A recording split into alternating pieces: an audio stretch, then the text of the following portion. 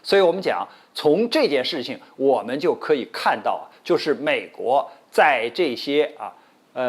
处理事务的时候啊，它都是以所谓美国优先，哪怕是自己的盟友，哪怕是自己的铁哥们儿，但是为了一己私利，还是不择手段。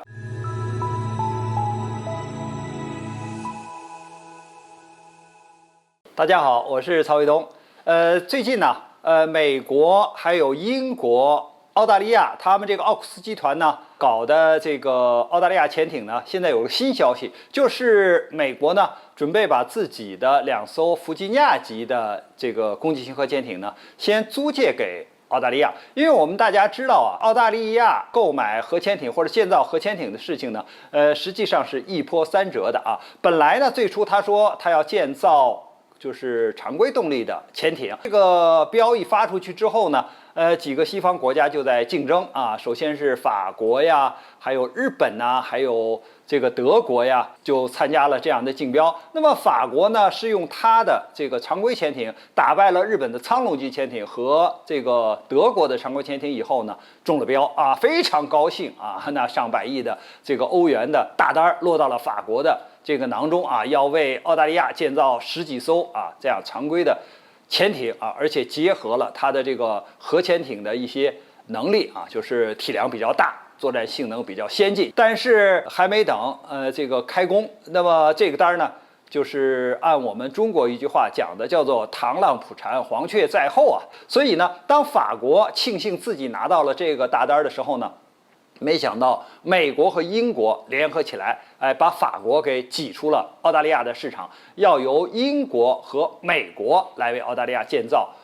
核潜艇了，不是常规潜艇了。所以法国心里非常的窝囊啊，就是说，如果你要说搞核潜艇的话，我也可以有核潜艇的建造能力，我也可以和你美国和英国竞争啊。但现在我把这个常规潜艇的对手打败之后呢，你们现在把我这个常规潜艇给挤出了市场，用你们的核潜艇。那么现在呢，实际上美国就说，我现在把美国的弗吉尼亚级的攻击核潜艇呢，租借给澳大利亚。那这样的话，实际上呢，又把英国排除在外了，因为英国的攻击型核潜艇呢，老一点的呢是这个特拉法尔加级的，它最新型的呢是机敏级的，而美国呢，它有3款，一款呢就是这种比较老的洛杉矶级的。后来呢，又建造了就是造价非常昂贵的海狼级的，现在呢主要用弗吉尼亚级的。如果是由英美